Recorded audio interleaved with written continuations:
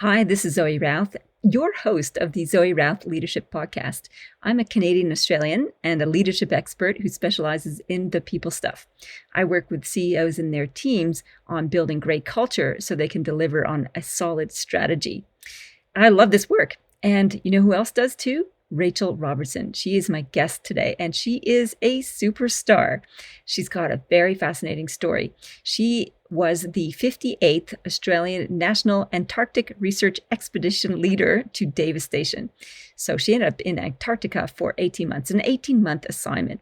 So imagine yourself down in Antarctica with 18 people through the long, cold, dark winter. That's 24 hours of darkness. And then through the summer, where you have 24 hours of light, all with the very same people.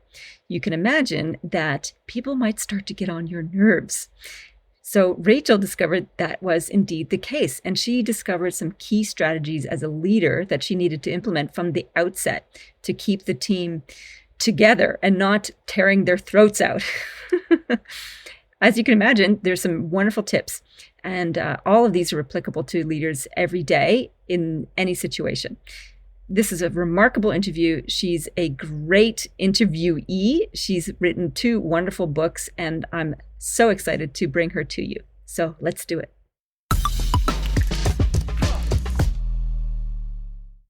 Rachael, I am so excited to talk with you today. As I mentioned to you previously, I've been so looking forward to this. I love your experience and your background. I love your take on leadership.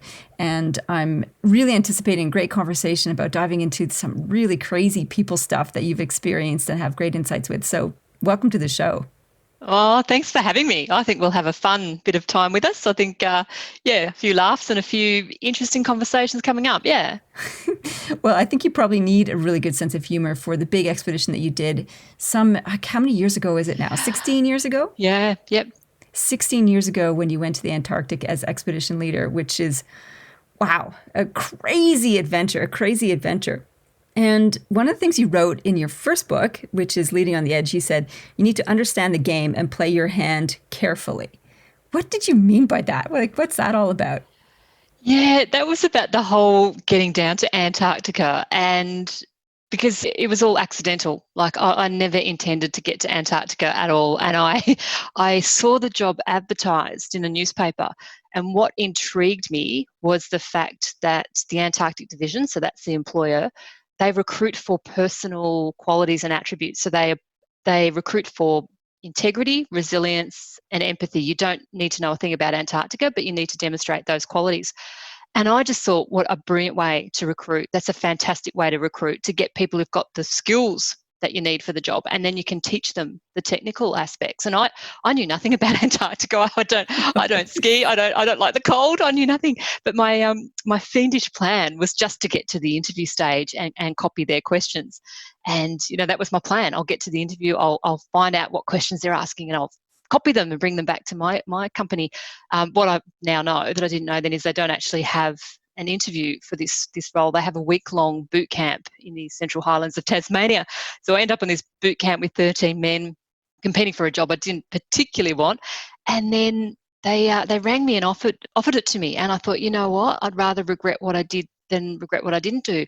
And so the playing the cards bit was, I knew I had the capability to do it, but I just didn't have the confidence. And I had to keep coming back to the fact that this Antarctic Division, I was the 58th expedition, so they had recruited 58 leaders before me, and they knew what they were doing. And so whenever I had those moments of self-doubt where I thought, I think I've just lucked onto this, I really do think they've made a big mistake, I'd have to say, no, you have got the skills, because it was for a week. They saw you really vulnerable, we were tired, we were physically tired, we were emotionally tired. They really worked as hard, and they know what they're looking for. And I sort of had to have this mentality that if I'm not the right person for the job, then great, because it's not the kind of place you want to sort of fake your way into and get stuck down there for a year. So I had to just trust the process and say, well, these guys know what they're doing. And then, it was just that I had to tell my family I was moving overseas for work. Fairly far overseas too.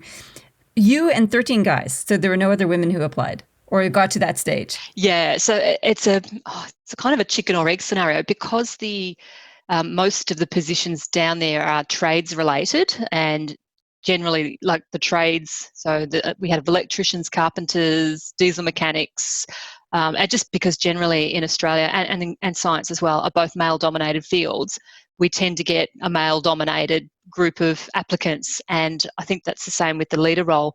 I think one of the big challenges with the station leader role is it's an 18-month term, and for anyone who's got a partner or children, it's a big decision to actually leave. I guess it is for anyone. It's a big decision for anyone to leave and go down there for a year.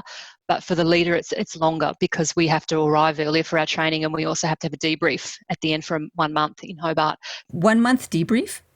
Yeah, how's that? Yeah, so 1 month we sit with head office and we report back, and even that was fascinating because I picked up things that had never been picked up before, so things like, and it's fascinating with coronavirus actually, that I picked up a lot of impacts on our body. So physiological impacts like the fact viruses can't live down there, or won't survive down there. So we're really healthy, but when we get back to Australia, I had a cough for 6 months, and it wasn't that I was sick, it was my immune system had been repressed for 12 months, and so it's building itself back up, and we got a lot of blood noses because the cold froze the inside of your nose and your sinuses, and static shock every time you touch something.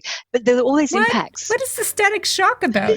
What's that? The change in atmosphere from going outside to inside, to the heated inside, from minus 35 to 18 degrees. And it was all these bizarre sort of impacts on your body, and sleeping, hard to sleep 24 hours of daylight and 24 hours of darkness. And when I brought that up in the debrief, it was sort of like this, we haven't heard that before. And I to this day, I don't know whether it's because, I don't know, people returning just want to get it back on with their life. So they just want to go through the minimum we have to do in the debrief and just get back to it.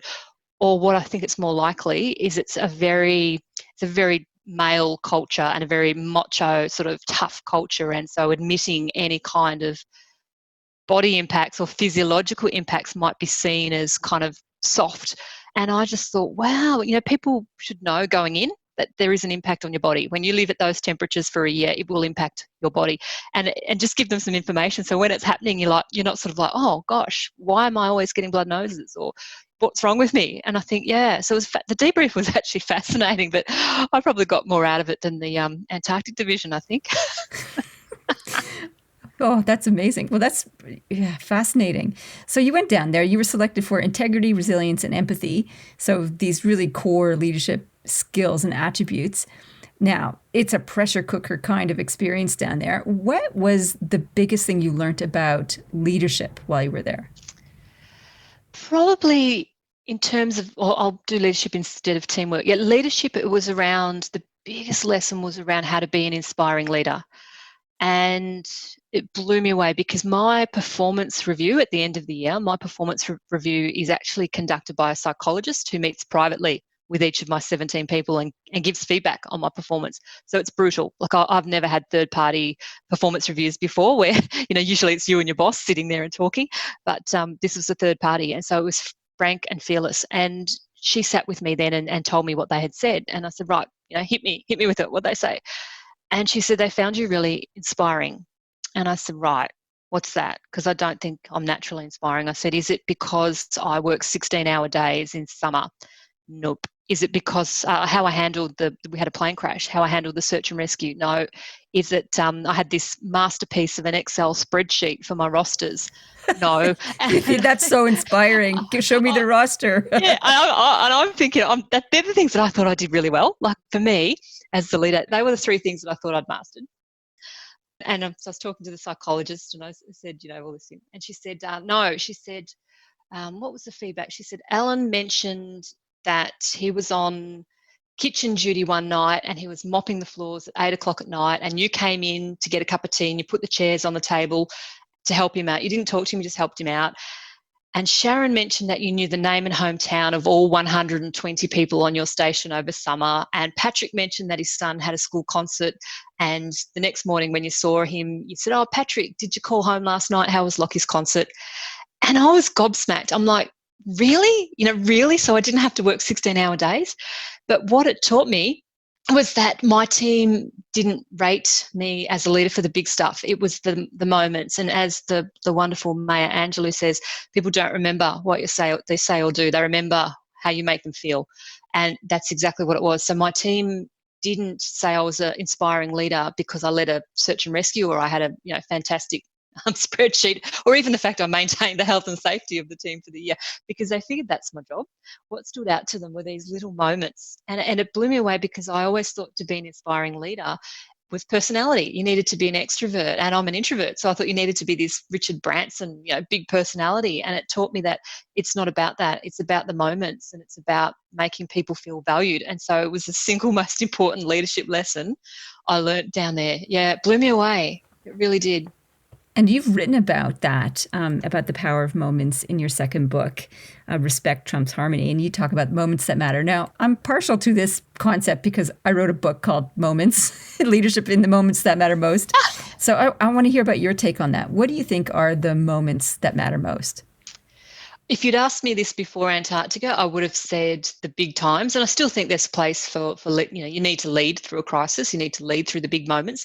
But what Antarctica taught me were the moments of making people feel valued. And it really is that simple. I would have said in the past, it's about strategic thinking, or it's about implementation, or taking an idea and getting it to market. But what I know now is, people value leaders who make them feel good and make them, and that brings out the best in people, and they shine, and they'll do anything for you if you make them feel valued. And so it's those little moments. And the other moments that mattered for us in Antarctica was because it was 12 months of isolation. So it's 12 months in winter. It's dark, from February to October. It's boring. It's the same people in the same place all day, every day. So the moments were really important. We would celebrate things like 100 days without a power blackout, or 50 days without the server crashing, or we celebrated safety targets, 80 days without an injury or something. And that was designed, those moments built momentum. They actually built this sense that we're still achieving, we're still kicking goals, we're still doing really important stuff here. Because when big things are happening, that's easy to keep your team inspired.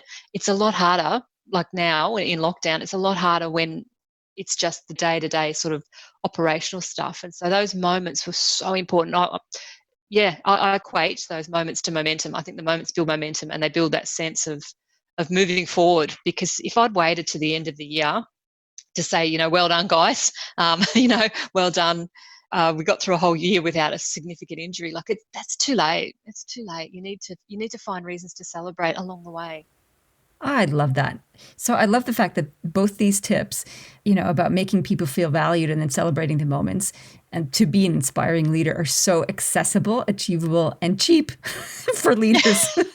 And that's the other thing that blew me away. And I talk to leaders now who'll say to me, I don't have a budget for reward and recognition, so it's really hard to keep my team motivated and inspired. And I'm like, gosh, when I was in Antarctica, I didn't even have a bottle shop. I couldn't even go and get a bottle of wine and say to someone, here's a bottle of wine, thanks for your great work.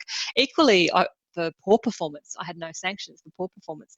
So I had to manage a whole team of people for a year using only intrinsic measures, so using only free, completely free leadership tools that were mostly intrinsic, because I couldn't reward them any other way. I had no capacity or ability to reward I couldn't send them to a conference, all the things we typically do when we've got good people and we want to say thank you.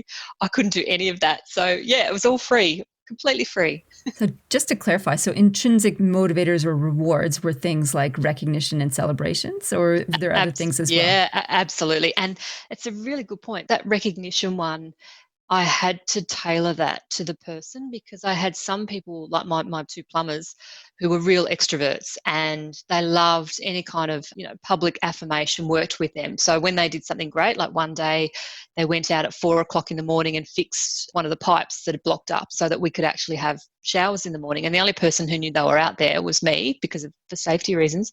And it's pitch black, it's minus 35 degrees. And they came back in and no one would have known they were out there, except that I raised that in a meeting. And I said, look, I just want to thank Pat and Dave, who went out at 4 o'clock the other morning to fix the pipes.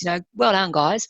They loved that public acknowledgement and recognition. But I also had a young diesel mechanic, and if I had said that about her publicly, she would have been mortified, because she was quite a shy person and a quiet achiever.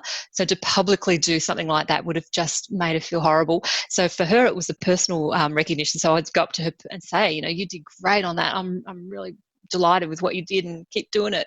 And so, yeah, the hard part in that sort of intrinsic motivation and recognition is matching it to the person and understanding what will resonate the most with that person, because not all of us love the employee of the month name on the board and then there's others who do. So, I'm a bit of a gold star person myself. I love getting I like getting that. I like getting little trophies, but I'm more extroverted than others. And I think so your point about knowing your people, and it's come through in what you're talking about there, is the little moments of I see you, I hear you, I'm paying attention, and I recognize you in the way that you want to be recognized are all messages of outward focusing. I'm focused on you, the other people. Going down to Antarctica, right? I mentioned before, it's a pressure cooker. As you said, there's no one else. It's just you and the crew. What did you learn about people when you were there? Yeah, the big thing with my team was, and that's where the book comes from, Respect Trumps Harmony, was understanding the diversity of my team. And before I went, like a lot of people, I guess I thought of diversity in terms of demographic diversity, so gender or culture or age, generational, but they weren't actually the biggest challenges for me down south. I had such a completely different team, and the biggest challenge for me was cognitive diversity. So it was my electrical engineer from Germany with my plumber from Mudgee. And I recognised this on our get to know you barbecue. So this is the first day we've met. I didn't recruit them. I just got given his 17 people, turn them into a team. Your life depends on it, by the way. And at our barbecue, we get to know you. The plumber was talking about being in Canada somewhere on a holiday in winter. And he said, it was so cold. You put your foot down on a puddle and the water turns to ice under your foot. Mate, it must have been at least minus 21 degrees. My electrical engineer is standing there and he says, well, water freezes at 0, so it must have been at least 0, not at least minus 21 degrees. And I'm like, oh my goodness, these two will kill each other if I don't do something.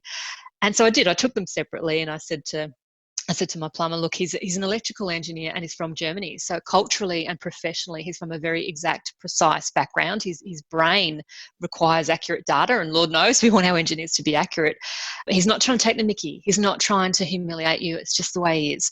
I then went to the engineer and I said, look, when you correct someone like that and they're just telling a story, it's just a little joke. It doesn't, detail is not that important in a story. And when you correct them, it's a bit humiliating and disrespectful. So just, think about letting it go. And that was the moment where I thought, wow, so respect trumps harmony. I actually have to say, just respect the difference. And that was the biggest learning for me, that because I knew from that moment we wouldn't always love each other and we wouldn't always like each other, and we didn't. Some of them didn't like each other all year. Some of them still don't like each other. And so I had to take that off the table. I had to very publicly take that off the table and say, I do not expect that you will always like each other. I don't expect that you'll love each other. I do expect you'll treat each other with respect. And so that was the culture of the team. And why I did that was I wanted to create a culture where people would step in and speak up. And that was my biggest fear, was someone spiraling with depression or someone exploding with anger, because I had no ability to deal with either of those scenarios. We can't leave Antarctica and I'm in charge. And I thought, how do I create a culture where we don't have someone exploding with anger and we go, oh, wow, what was that about? So everything I did was designed to create this culture where we would step up and would speak up and say, look, this is what I'm thinking, this is what I'm feeling. Let's deal with it as grown-ups, as professionals, and put it to bed. Did you have a deliberate intention for that kind of culture before you arrived there, or is it something that you picked up on pretty quick that you needed to facilitate? Yeah, good question. No, I'd never thought about it before, and it was exactly the latter. It was that moment at the Get to Know You barbecue, and because we were in training for a couple of months, I had some time to think about it and research and think, what am I going to do here with this team? Because we were just so different. And it wasn't the obvious differences. It was things like I had two gay men on my team. They weren't a couple, they were just gay. And I had two very conservative religious people who opposed homosexuality. Oh, wow. And I'm like, oh, wow, what am I going to do here? But because we had the culture of respect trumps harmony, it was like, you don't have to agree with me. I don't have to convince you or bring you around to my way of thinking. I will just respect that that's who you are, and that's what you think, and that's what you value, and that's okay. We don't have to agree on this. And so it took the politics out of it. It took all the emotion of politics, because hey, I don't need to convince you that you're right, or I'm right and you're wrong. It just took that out of it. The key tool that we had was no triangles. And no triangles is just, I don't speak to you about him, or you don't speak to me about her. If you have something to say, you go direct to the person. You don't take it to a third party. And that was easy to do. I just got the guys together and I said, look, how are we going to build trust in this team? Tough environment. How do we build trust? Let's have direct conversations. Put your hand up if you agree. Yep, everyone's hand went up. The next time someone came to me and tried to engage me in one of those, he did that to me conversations, I could say, look, hang on. I saw you put your hand up and commit to no triangles. So why are you talking to me about it? Why aren't you talking to him about it?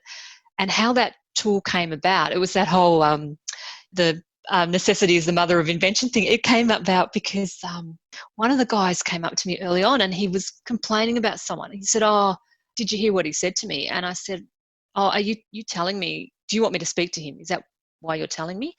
And he said, no, I'm just letting you know. And I said out loud, I said, but if I don't talk to him and you don't talk to him, he's never going to know. And I said, and you and I will have this conversation next week. And then in my head, I've gone, oh, we're here for 52 weeks. So I'm going to have this conversation 52 times. And that's only one of you. There's 17 of you. And I said out loud, let's do this no triangles. Hey, let's have no triangles. Let's have direct conversations. And that was the start of no triangles, which actually has changed my life. But it was absolute for my own mental health and sanity that I said, no, I thought I cannot live here for a year listening to this kind of moaning, complaining, whinging. It will absolutely destroy me. So I need to create a culture where they directly talk to each other and not keep running to me all the time. I love this principle of no triangles. And when I first heard you speak on stage about this, I thought that's just bloody brilliant. And I've implemented it with my own team. There's 3 of us. And you'd think we wouldn't have triangles, but it happened. Oh, and the smaller the team, the harder it is, because there's nowhere to hide. That's right. In a big multinational corporate, you can sort of hide because there's thousands of you in any single building. But the other thing, interesting thing about no triangles that we've learned recently, and I knew this at the time in Antarctica, I knew I needed to spend time with my good people. We all know that. We all know if you want to retain your good people, you need to value them. As we said earlier, you need to speak to them and value them. But I was so darn tired from the triangles. I just didn't have the energy. And I'd sit there and go, I really need to go and speak to Zoe and tell her she's doing great. I just don't have the energy. So as soon as I implemented no triangles, I think it freed up probably up to an hour a day for me in time and energy. And that's what we've researched in the latest book. And it's fascinating that people, 89% of people who've implemented no triangles have said it's how much time it's freed up and energy. And it's extraordinary to think just a simple thing, a simple tool can actually change your life so much. And I think now if I could do something different in my career, what would it be? And I think I would have done no triangles for myself as a 20-year-old and just got this vibe that people wouldn't bother whinging. They'd say, oh, don't bother whinging or complaining to Rachel because she'll just tell you no triangles. I don't want to hear it. Oh, that's beautiful. You said earlier that, there's some people who never liked each other on station and still don't like each other now, however many years later. What's at the source of that? Was it an incident that happened and they just kept a grudge? What's the source of that continued dislike? I think it was difference. I really do. I think it was diversity and difference, and they couldn't see, the difference in the behaviour. And I had to do a lot of that, but what we call root cause analysis, where I do the 5 whys, why, to get to the bottom of things. Because often down there, the issue I got presented with wasn't the real issue. That wasn't the issue. But I think with the guys who didn't like each other, they were just different, and it really came down to personality types. So the big extroverts who would walk into a room and be laughing and joking and look at me, really irritated the introverts. And yet the introverts who would sort of sit by themselves and not offer as much to the community, not offer to run the trivia night, or not offer to host the celebration, or actually even commit to joining the celebration, that really annoyed the extroverts. And I think that personality type was the big clash. And I did try to talk to them and explain why they might be annoying each other, that it was just a personality type. They weren't actually trying to annoy you. It's just you're different people. You're different. But yeah, it's a really difficult one. But how that one surfaced was I know you've heard me, Zoe, talk about the Bacon War and the Bacon War. I love this story. It's great. And they said to me, we need to have a meeting to decide how to cook the bacon on Monday morning when the chef has the morning off. And the rest of the week, the chef cooks. So as every smart person knows, you don't argue with a chef. You eat what the chef cooks. And so the rest of the week was fine. But Monday morning, we had to take our own turns at it. And so when they came and said, we need to decide how to cook because the plumbers like it soft and the diesel mechanics like it crispy, and we want to have a meeting so you can decide how it should be cooked. And I'm like, no way. Can you imagine stopping a $30 million taxpayer-funded project, to have a meeting about bacon, as if that wouldn't be on the front page of the Murdoch press? And I said, no. And so I didn't have the meeting, and nor did I have a meeting about who it was who put the milk jug back in the fridge without milk in it, or who left the lint in the clothes dryer, or who left the weights on the barbell in the gym. And when I got to the bottom of it, though, I did the 5 whys. So like, why? I said, why does the bacon bother you? Oh, because they always cook it the way we don't like it. Well, why is that an issue? Oh, because they never listen to us. Why do you say that? Because we've asked them not to throw their tools in the back of the ute because it damages the ute. Why does that bother you? Because it creates more work for us. And so when I got to the bottom of it, I'm like, wow, this is about respect. They're actually feeling disrespected. It's manifested in the bacon, but it's actually an issue where the diesel mechanics are feeling disrespected by the plumbers throwing the tools in the back of the ute and creating more work for them. And so I started to identify all these little things that happen that drive us bonkers, that drive us crazy. And it's not the thing, that's the symptom of a deeper issue, and the deeper issue is the lack of respect. And so I make a case now. Every time I walk into a new workplace or a new office, I'll go straight to the staff room or the tea room, and I'll look for that sign, the sign that says, your mother doesn't work here, put your dishes in the dishwasher. and people say, about the dishes, because that's the number one Bacon War in most workplaces is dirty coffee mugs. And I have to say, look, mate, it's nothing to do with dishes. It's about respect. It's disrespectful. It implies my time's more important than your time.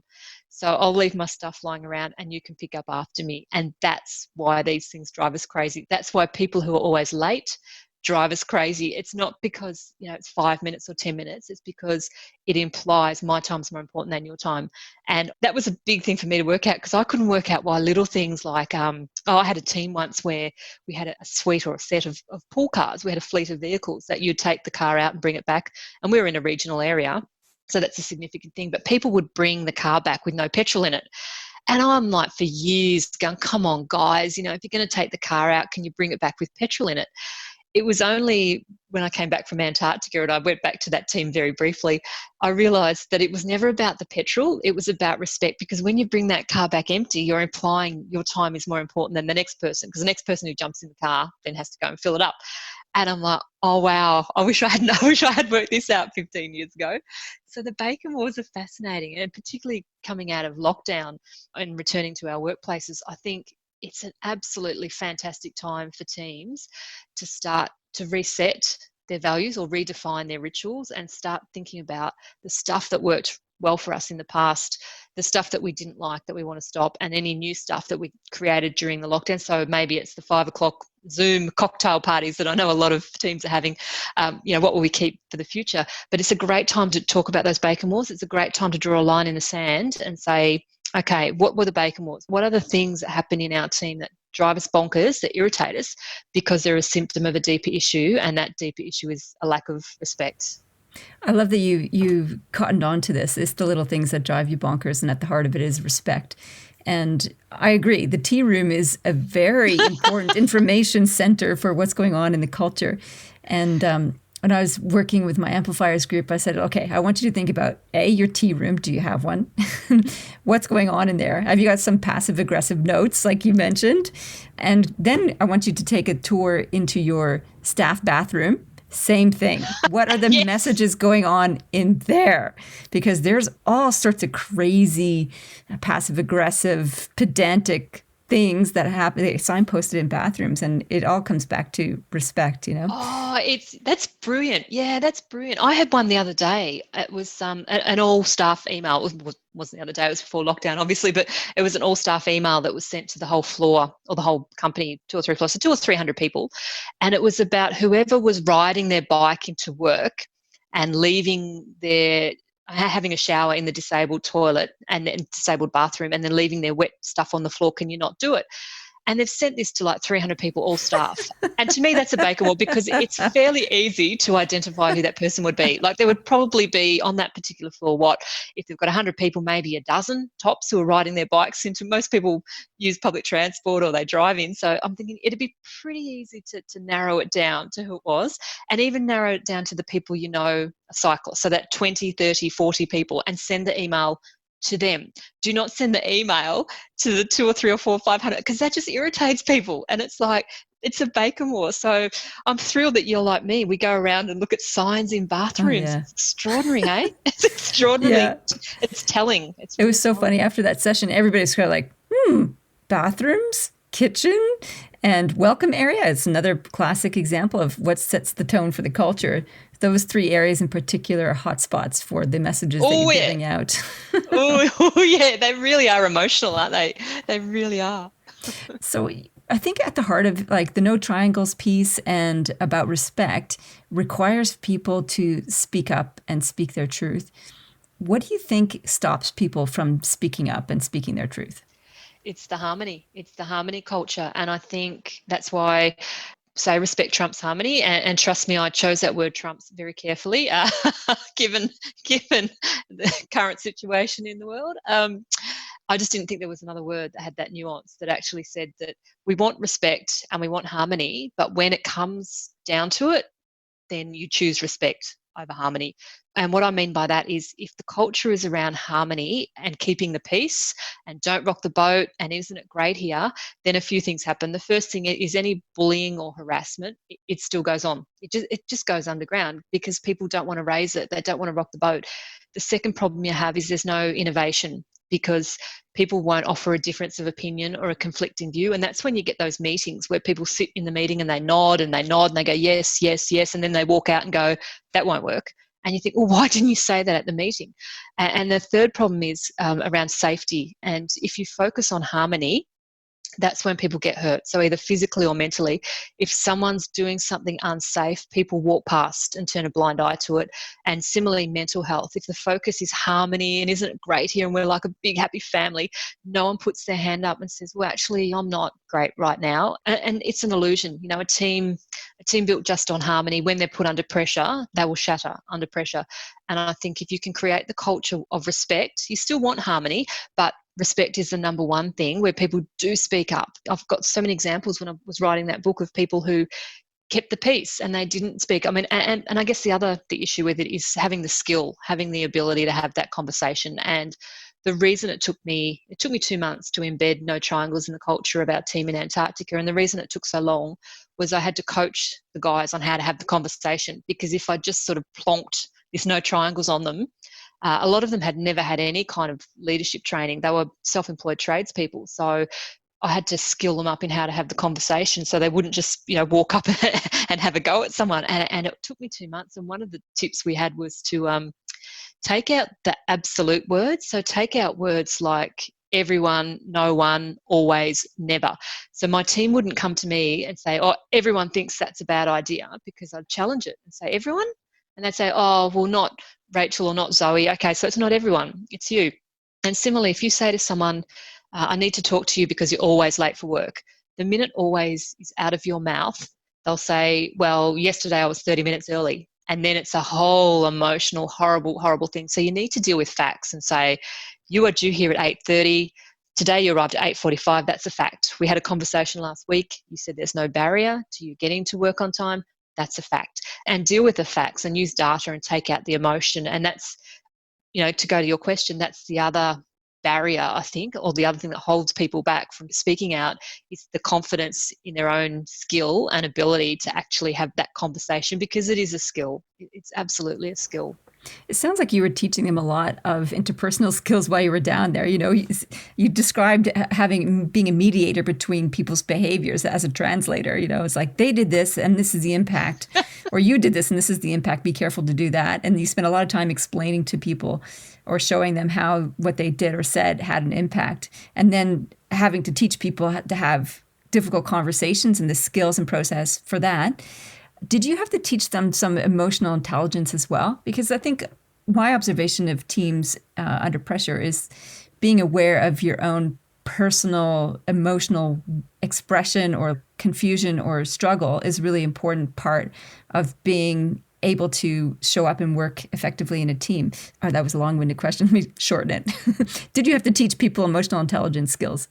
I did. And also model social intelligence and emotional intelligence skills myself. So I had to be acutely aware of myself. And when someone was pushing my buttons or when I was feeling a bit tired, I had to remove myself from the situation so that I didn't explode and so I didn't fall in a heap. But I had to point out where, very gently and using facts and in a timely manner, where their behaviour may have impacted someone that they weren't aware of. And you're right, I did spend a lot of time early on, and that was a conscious decision. It was not something I expected. Like, I'd never done that before in my career, and I totally never expected it would be my job. But what I realised was when we're living together 24/7, so we can't get away from each other. The same people you work with all day are at the dinner table when you have dinner, and then you might go and watch a movie in the cinema. It's only a tiny cinema, but they're in the cinema, and then you think, oh my goodness, I'll go and play a game of pool, and they're there. We can't get away from it. And so you're everywhere. They're everywhere. So you just think of the most difficult person you've ever worked with in your career, and then imagine being with them 24 hours a day for a year, and you can't escape. And so I was really conscious that it was a workplace. It was absolutely a workplace, but it was also their home. They're at work and at home. And so treading that line between work and home for me was really difficult. But I made a conscious decision that I would invest that time as the leader in teaching them some of these skills. And I don't like the term soft because I think they're really hard skills, but they're the communication skills. So teaching them how to have the conversation, teaching them self-awareness, teaching them emotional intelligence, teaching them how their behaviour might impact someone else. And I did that front up, like in the first 3 or 4 months, hoping that would save my energy, because I thought, I just don't think I can lead these people around the clock. And initially I did. So initially I thought, they need me, I'm here, 24/7. And they would knock on my bedroom door at 10 o'clock at night. They'd see the light on my door, and I'd yell out, yeah, and they'd open the door and they'd say, oh, you're reading your book. And I'd say, it's okay, I'll put a jacket on, I'll come out. Because initially I thought, that's my job, I'm the leader, they need me, I'm here. And then after 6 weeks, I thought, I actually can't do this. I can't be available to them 24 hours a day. I have to rethink how I'm leading this team. And so part of it was my own boundaries and managing my own boundaries and saying, look, when I go to my bedroom, that's my private space. So unless it's something urgent, please respect that I need some time on my own. And so I had to manage that boundary. But equally, I had to invest in giving the guys the skills so that they could manage each other and manage themselves, so that I wasn't constantly having to manage behaviour, but they could do that themselves. And it was worth it. I think in the long run, it took me months, but I think in the long run, it was worth that investment in getting a culture.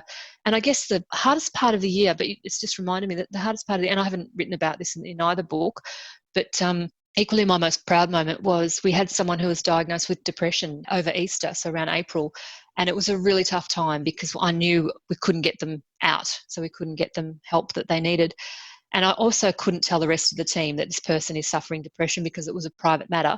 But they recognised that something was wrong with this guy, and they kept inviting him out. They kept saying, do you want to come and watch Mr. Bean in the cinema? Do you want to come and photograph penguins? Do you want to come out for a ride on the quad bikes? And every time he said no, every time, because he's suffering depression and he wanted to be on his own in his room, and which is a normal state. And they kept asking and kept asking. And I really think a lot of people after the 5th or 6th time would have said, oh, I give up, I've tried. But what that tells me was they recognised something was wrong, and they wanted to make him feel, you're part of our team. We want you around. We value you. And it would be easy if I could write that off as he was the popular one and everyone loved him, but this guy actually wasn't. He was quite a difficult character, quite a prickly sort of personality. And so what it told me was that they actually did care about him, even though he wasn't, particularly their friend. So I thought we must have done something right with the culture of this team, that we looked out for each other and we looked after each other. And we didn't love each other, and I'm really honest about that. And some of them didn't like each other, but we looked out for each other. And so that was my toughest moment, without doubt. But for me as a leader, my most proud moment, because I thought we've done something right in the culture in the first 6 months of this team to create this environment where they care about this guy, where I know a lot of people would have just given up on him. So, yeah, it was a tough time. That's really tough. And I think as someone who is caring for others, to reach out and try and be of support to someone who's rebuffing you all the time can be heartbreaking as well. Heartbreaking for him and heartbreaking for the people trying. Absolutely. So my last question is about you, the leader. And they always say leadership is lonely at the top. And I'm guessing that's absolutely very true when you're in a situation like down in Antarctica where there's no escape and you are on the chopping block for everything. How did you look after yourself? How did you survive that loneliness at the top? Yeah, and it's so true. But ironically, I've actually been more lonely as a leader in a capital city than I ever was in Antarctica. And the only reason I was not lonely in Antarctica was because I met a guy called Graham Cook, who was the station leader at Mawson Station. So I was at Davis Station, he was at Mawson Station. He was about 1,500 kilometres away from me, so I could never see him. We can't move around in winter. But I could pick up the phone and I could say to him, Cookie, they're fighting about who put the milk jug back into the fridge without milk in it. And he'd say, oh, mate, we had that fight last week. This week they're fighting about who made up the orange juice concentrate incorrectly. And it was such a relief. That peer support was such a relief to know that there was someone on the end of the phone who got what I was going through. And hand on heart, he was the only person on the planet that knew what I was going through, and vice versa. And we wouldn't reveal, details or confidential things, but we would talk to each other regularly about how you're coping, what have you got going on, and having a third party. Sometimes they just had clarity. So I'm trying to resolve an issue and he'd come in as a third party and say, yeah, we had something like that. I did this. And I'd do the same for him. And so the only reason I didn't get lonely was that peer support. And I think it's so important to have someone in your corner who understands your job. And I mean, we can come home and talk to family and partners, and I certainly knew down in Antarctica I could not talk to my expedition team. I certainly wouldn't talk to the expeditioners about an issue. I didn't want to escalate everything to head office, but I needed someone to talk to. So the peer support from the other station leader, and who knew what I was going through and knew my job and knew the culture and knew the issues, it was gold. Peer support is absolutely gold, and that's what, it kept me sane and laughing through some of the really tough times. And you don't have that now, or is it easier not to have that now? I do have it now, but I have it with, I have different peers for different reasons who I'll catch up with, professionally and chat about, what do you reckon about this? And that was a real lesson for me, because I'd never had that sort of peer support. I guess I was a female in a male-dominated industry my whole career, and I was also one of the younger ones. So I was one of Melbourne's first female park rangers, and the youngest chief ranger in Victoria at the time when I was 32. And so I think I might have been a bit of a threat to some of my colleagues.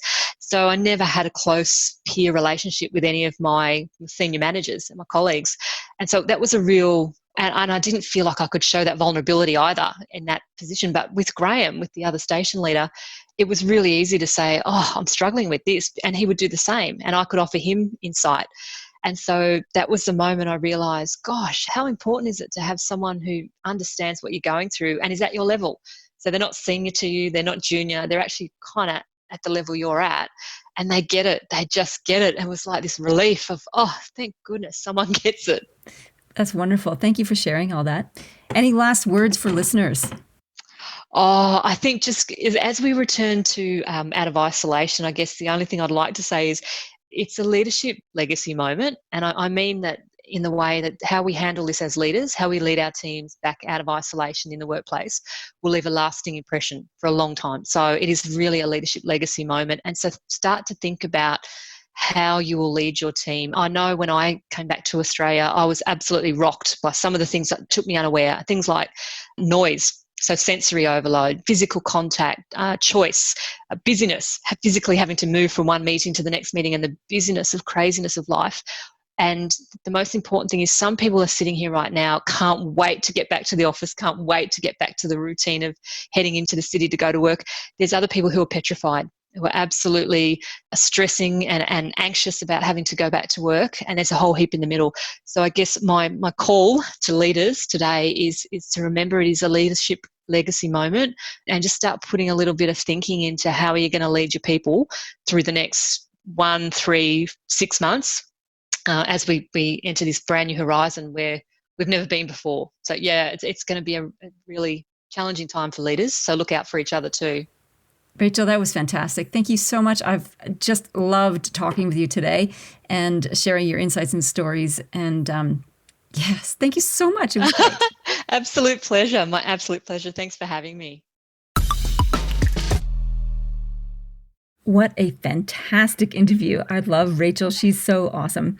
And I guess for key takeaways, you can't go past no triangles, obviously.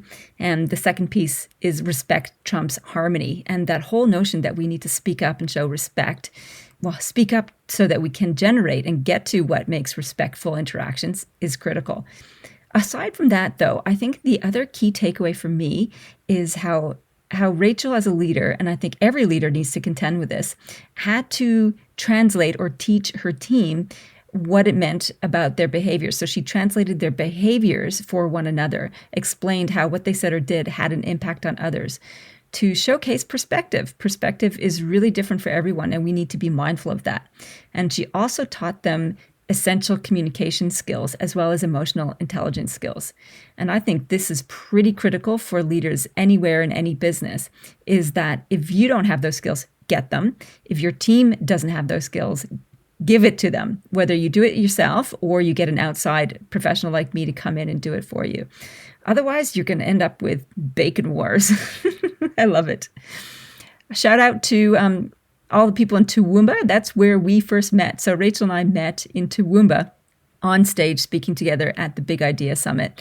And I just love the people of Toowoomba. It's a great little city. And it's great to have so many listeners from Toowoomba listening to the podcast as well, especially to Tim. Thanks, Tim, for being part of the community of leaders in my world. And it's great to showcase your business too. You're doing great stuff there. And you've picked up and applied a lot of leadership lessons along the way. Okay, coming up next week on the podcast, we have Stephen Frost. He's a world-leading diversity and inclusion expert, and he has advised the UK and US government and was head of diversity and inclusion for Olympic and Paralympic Games and set up the workplace team at Stonewall. It's going to be a great conversation, and I look forward to sharing his insights with you next week. In the meantime, lead well, live well.